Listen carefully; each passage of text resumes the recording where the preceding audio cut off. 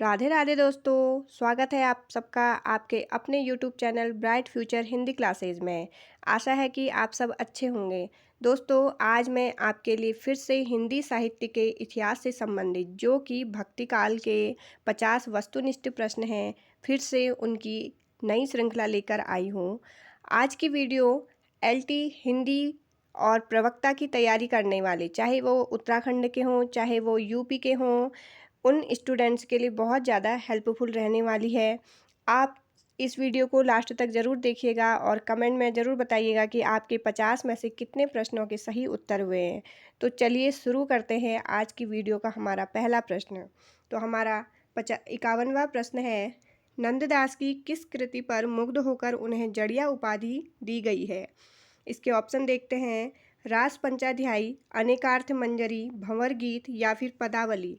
तो जो इसका सही आंसर है वो है ऑप्शन नंबर ए, रास पंचाध्यायी। हमारा अगला प्रश्न है, रास पंचाध्यायी में किस छंद का प्रयोग किया गया है?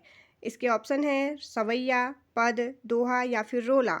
तो जो इसमें छंद का प्रयोग किया गया है वो है ऑप्शन नंबर डी, रोला।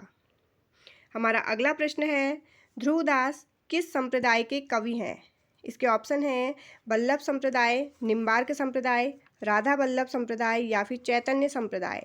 तो जो इसका सही आंसर है वो है option number C, Radha Vallabh Sampradaya. हमारा अगला प्रश्न है, इन मुसलमान हरिजन पर कोटिन हिंदू वारिये भारतेंदु जी की यह जो पंक्ति है उन्होंने वो किस कवि के लिए कही है? इसके ऑप्शन है रहीम, रसखान, मुल्ला दाऊद या फिर जायसी। तो जो इन्होंने पंक्ति कही है भारतेंदु जी ने वो ऑप्शन नंबर बी, रसखान के लिए कही है। हमारा अगला प्रश्न है, रसखान के दीक्षा गुरु कौन थे? गोस्वामी विट्ठलनाथ, वल्लभाचार्य, माधवाचार्य या फिर स्वामी हरिदास। तो जो रसखान के दीक्षा गुरु थे वो थे option number A, Goswami Vitthalnath. मैंने इन वस्तुनिष्ठ की जो सीरीज में लेकर आ रही हूँ आपके लिए डेली, उसमें वही क्वेश्चन मैंने रखे हैं जो कि पिछले एग्ज़ाम में पूछे गए हैं या फिर आगे आने वाले एग्ज़ाम में इनकी संभावना बहुत ज़्यादा है।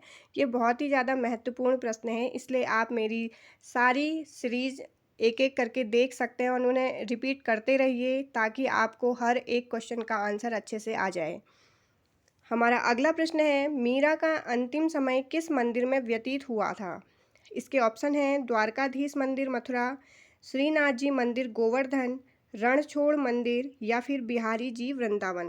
तो मीरा जी का जो अंतिम समय व्यतीत हुआ था वो ऑप्शन नंबर सी, रणछोड़ मंदिर में।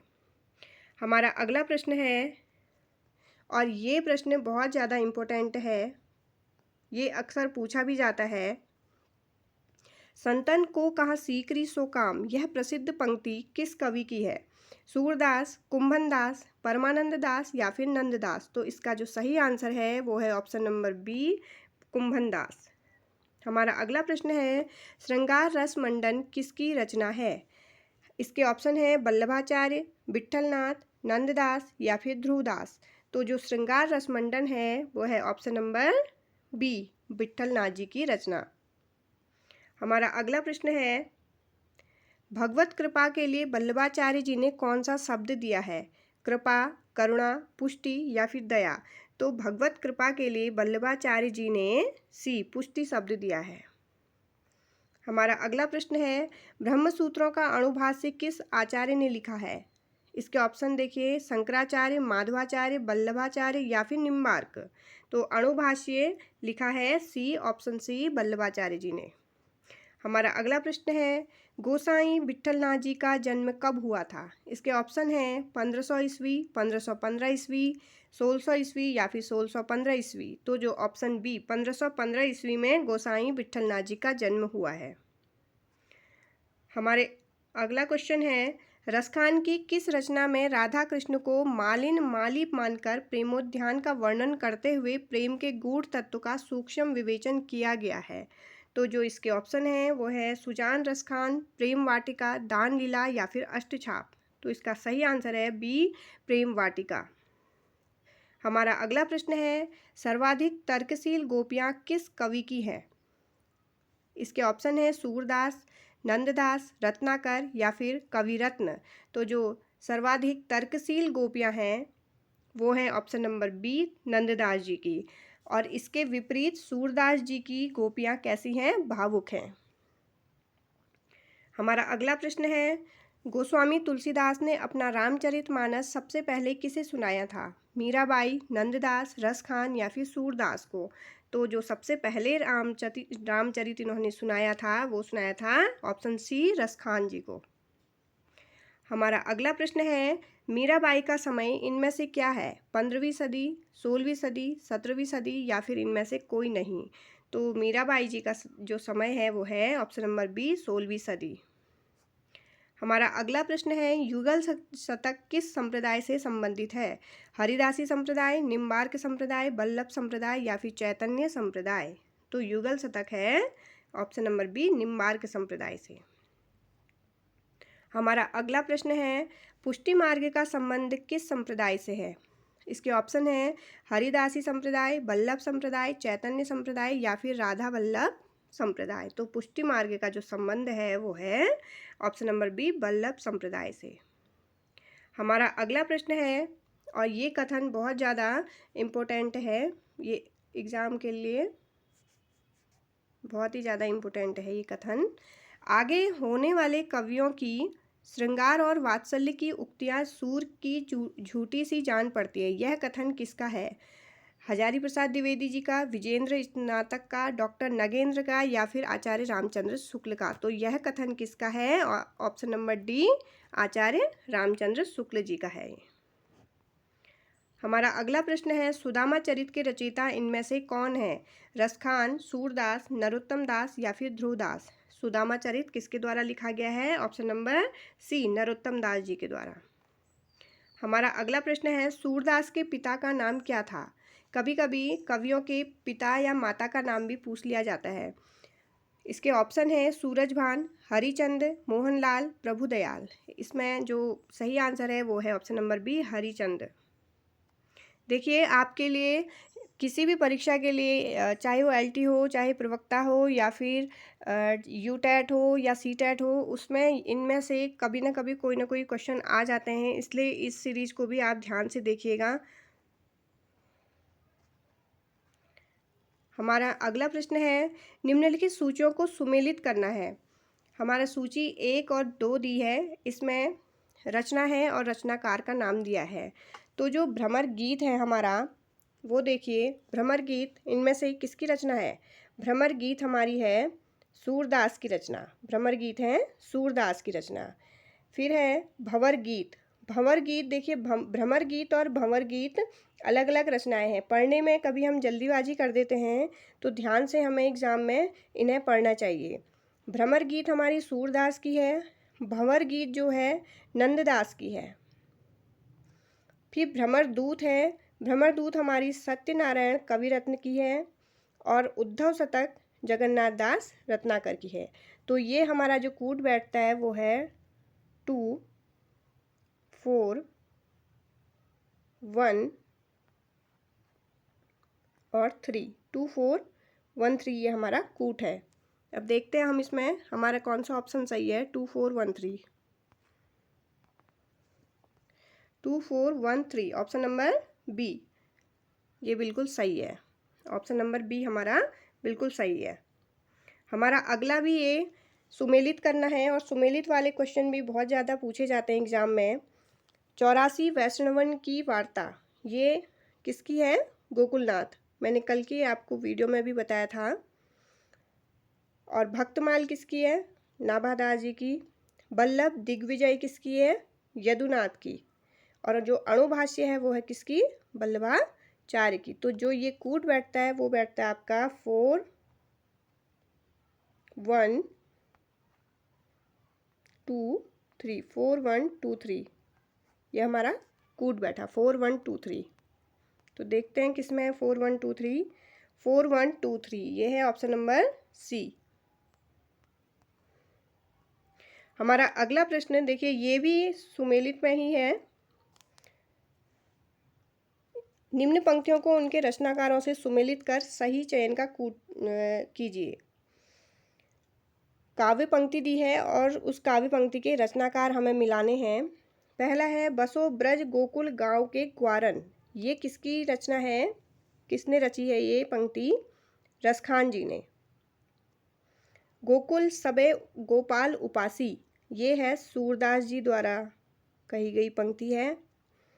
बसो मेरे नैनन में नंदलाल, ये तो सबको पता होगा कि ये मीराबाई की है। और श्याम श्यामा मिले शरद की जामिनी, तो ये कहा है हित हरिवंश की रचना का है ये। तो इसमें जो कूट बैठता है हमारा वो है 3 4 1 2, 3 4 1 2, 3 4 1 2। देखते हैं किस में बैठता है ये। 3 4 1 2, ये है ऑप्शन नंबर बी। हमारा अगला प्रश्न है, रुक्मणी मंगल के रचयिता कौन है? इसके ऑप्शन हैं वल्लभाचार्य, विद्यापति, कृष्णदास या फिर नंददास।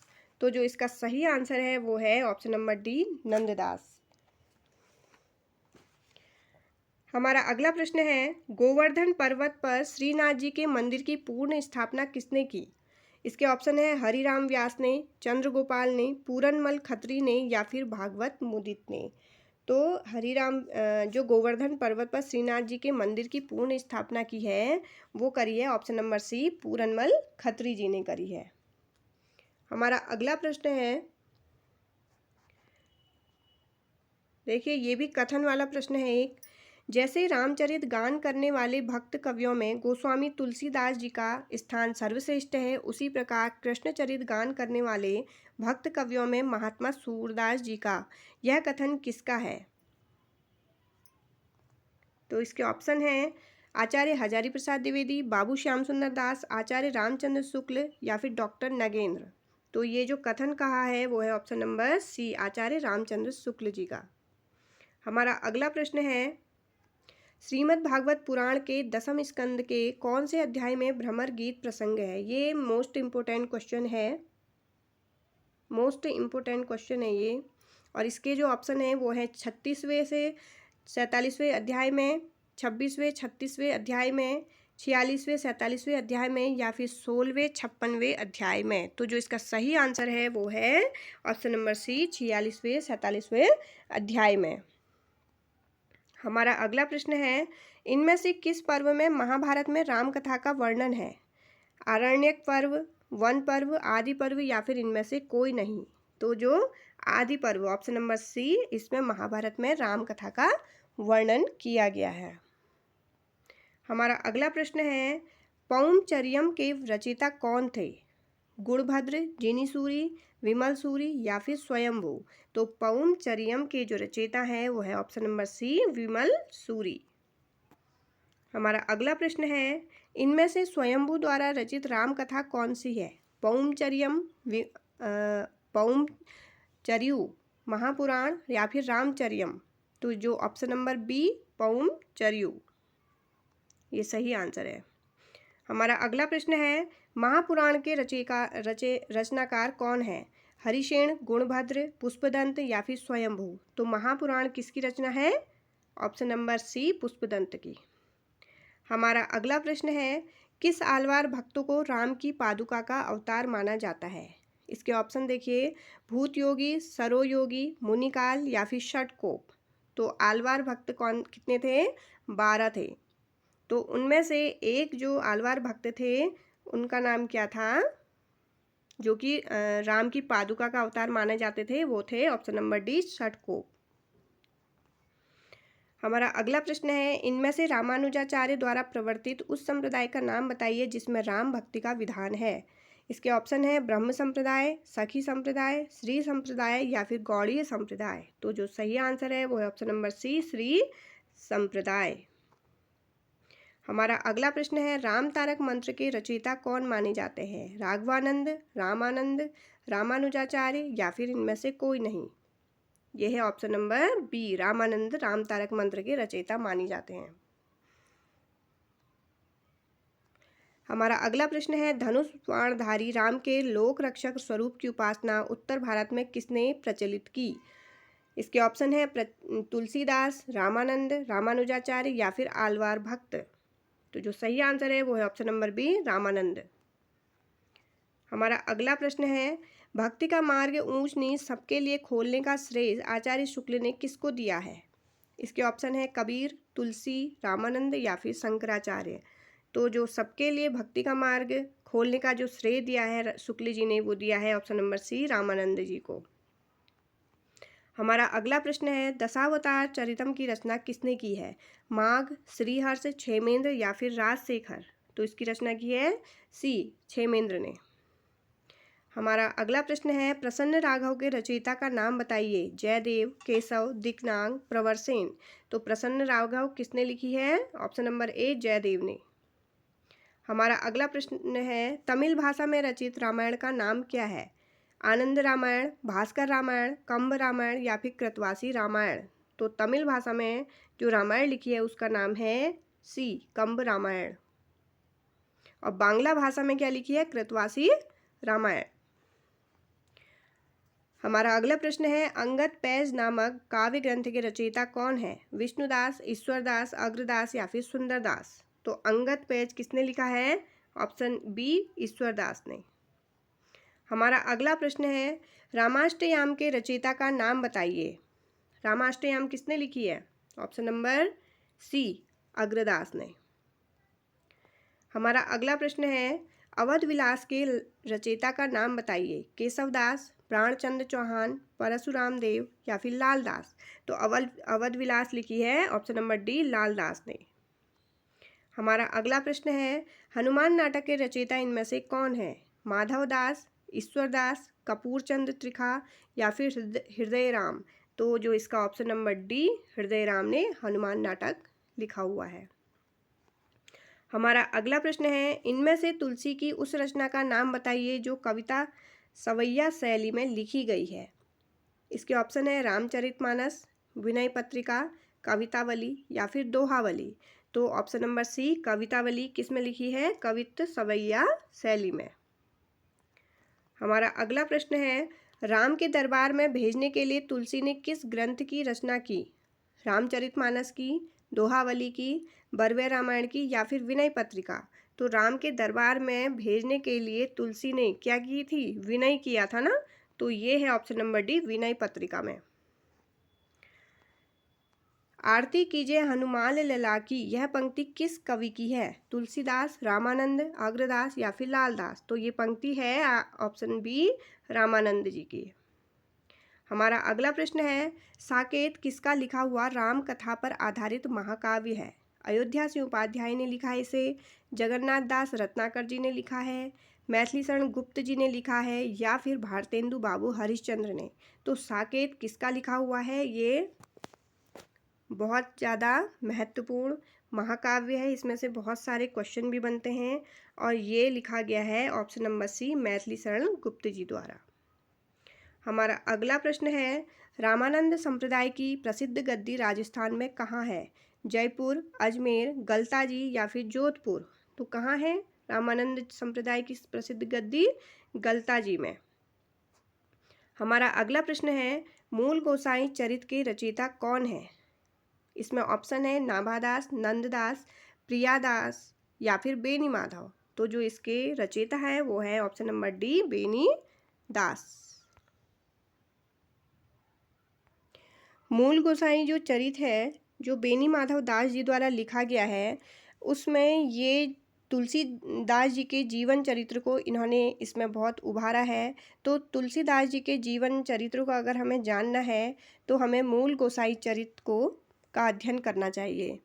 हमारा अगला प्रश्न है और इस सीरीज का लास्ट प्रश्न है ये, तुलसी की किस रचना में उनके जीवन से संबंधित वृत्तांत अधिक है?